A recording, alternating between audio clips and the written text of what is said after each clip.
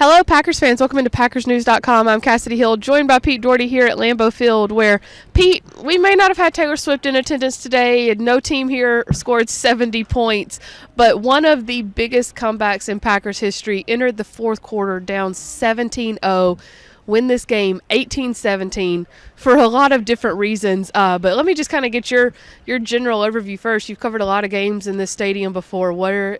I know this is not a team that's picked to win the Super Bowl or anything, but a 17-point deficit in the fourth quarter, overcoming that. Where do you see that in just your rankings of these games? You know, I just kind of mulling through it as we were talking here.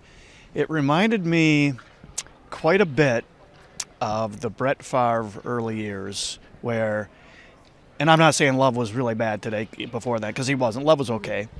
Where Favre and the offense would be just brutal for 3 quarters, 3.5 quarters, and all of a sudden he'd take them to 10 or 14 points in the last 7 minutes and they'd win the game. I'm not saying it happened every week, but it happened a lot. You know, and things weren't. It was a lot more unorganized with the way Favre played. It was, you never knew what the guy was going to do. The coaches didn't know it. It wasn't like that, but it was, they played really, really poorly. I mean, poorly. And then all of a sudden, the quarterback and some guys make some plays, and boom, they win the game. And that's, you know, I'm not saying this was all Jordan Love, but that's what quarterbacks have to do in this league if you're going to be a good one. And if I'm the Packers, I'm thinking this is pretty good that this guy in his third game brought us back from 17-0 down and from 14 down with 8 minutes to go. You know, I'm feeling pretty encouraged by that if I'm the Packers. But to that point, you know, I was actually just telling someone that said they had been listening to the game on the radio. I was like, when you get home, watch the fourth quarter and watch Jordan Love. You know, they got some help. On the first touchdown drive, they got 2 huge defensive pass interference calls that got them down into the red zone. A lot of players said, you know, about time that the refs started calling that. The Saints were playing sticky, handsy coverage all game, and they thought that it was about time they got some of those flags. So they got some help from that. Defense with a huge stop a couple of different times in the fourth quarter. But it seemed like Jordan Love was, especially with that touchdown drive, you know, he dove himself into the end zone. He went for 2. He scrambled, found Samori Toure to convert the 2-point conversion. It almost seemed like he willed this in a little bit. Is that overstating it? Especially after not having a great first 3 quarters to bounce back and do that. Yeah, and that's basically, you know, again, I'm not saying this guy's Brett Favre, okay? But that's kind of what Favre would do, is there'd be just games, and it was just, you could tell it was just his force of will. You know, the play that my mind keeps jumping back to is the 2-point conversion, because there was nothing there, and it looked like he might even get sacked, and he starts running up the middle, and it was touch and go on whether he could have gotten into the end zone, and all of a sudden, boom, he just spots the guy in the corner of his eye and throws, you know, a little, you know, I don't know, 12-yard pass or whatever, 2-point conversion. Those are plays that the quarterback manufactures, and that's where having playmakers wins you games. And that was just, I mean, it was a big play because it gave him a chance to go up 1 when they scored the next touchdown. And it was just the kind of play where, you know, not everybody in this league, everybody in this league has a quarterback who can make a play like that. Now, Love's got millions of miles to go, doing it week after week, playing good football, winning games to be a really good quarterback. But those are the kind of things that you look for. And, I mean, that's a super clutch time. I don't know if the receivers made some big plays. They got lucky that the quarterback got hurt for New Orleans. Yeah. They got lucky that they missed a 46-yard field goal, or Love would have had to do it again with a minute to go. Okay. But to come back, to make that kind of comeback in the guy's third game, it's pretty good. Let's actually hear from Jordan Love, Matt LaFleur, on that 17-point comeback led by Jordan Love. I always want to be that guy that, you know, guys can look at and never see me getting flustered. You know, never see it on my face that, you know, things aren't going right on the field. A guy that people can look at and just get confidence that we're going to keep going. But I feel like that's how you got to be, you know, never too high, never too low. And I think that helped in this situation. It wasn't always how we drew it up, certainly, but when he had to make plays, he was making plays. And I thought there was more plays out there that, you know, we got to come down with some of those balls. Now, a lot of the wideouts made some great catches as well. I think we got to look at some of the things we were asking certain guys to do and make the necessary adjustments. But I think just the poise that he shows is really remarkable.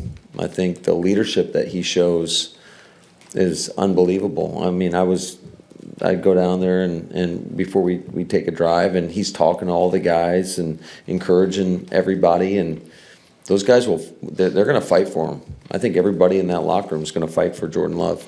We say led by Jordan Love, but of course, Pete, some huge stops on defense. And arguably one of the biggest plays was on special teams. Darnell Savage made a huge tackle on special teams to pin the Saints deep.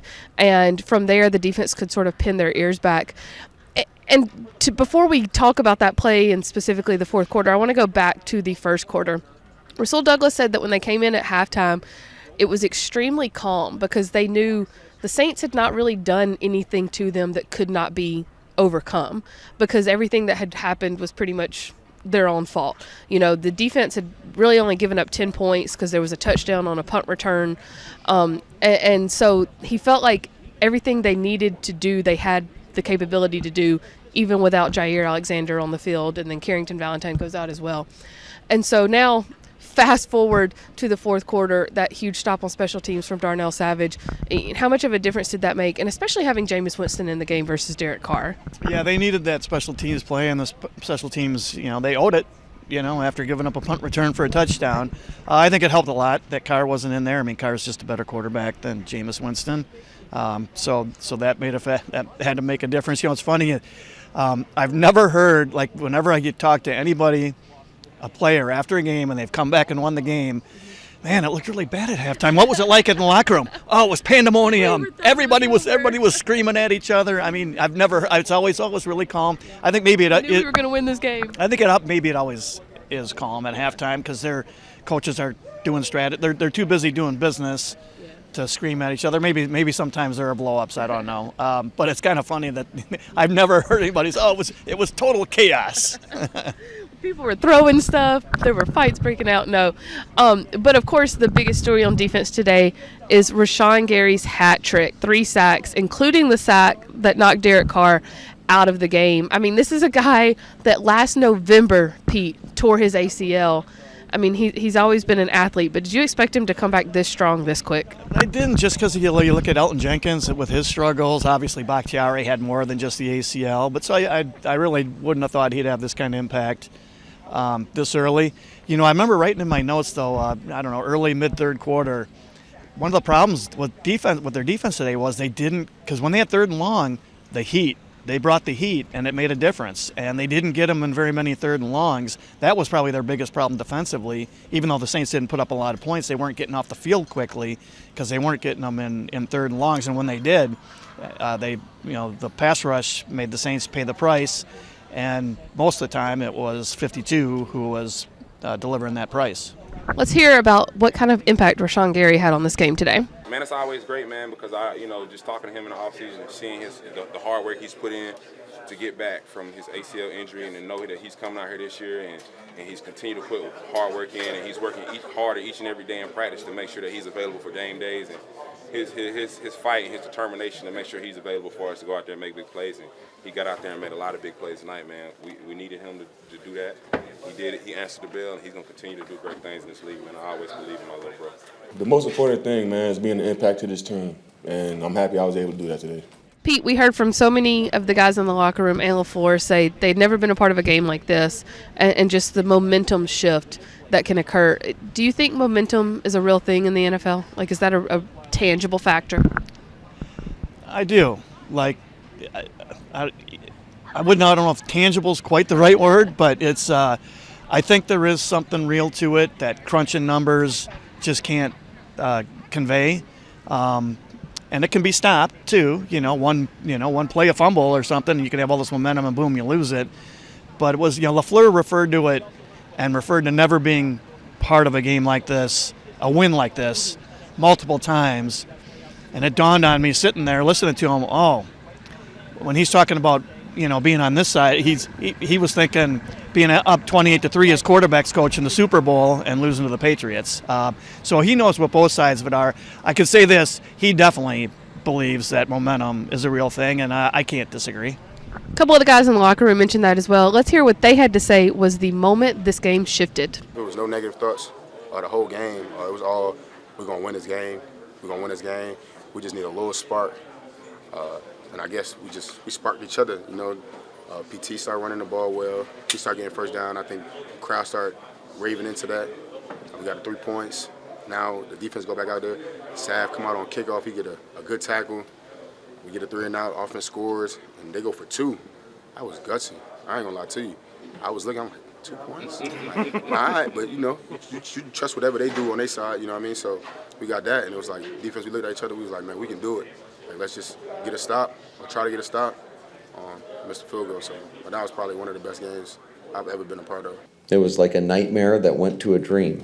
And I think there's parts of that where I can't even remember the fourth quarter. It just was, it's a blur. Was there a moment that you saw the spark? I think after we got that 2-point conversion, you could just, a lot of time, I've been on the other side of that thing now. When that momentum flips, it's a crazy phenomenon that you can't explain. And,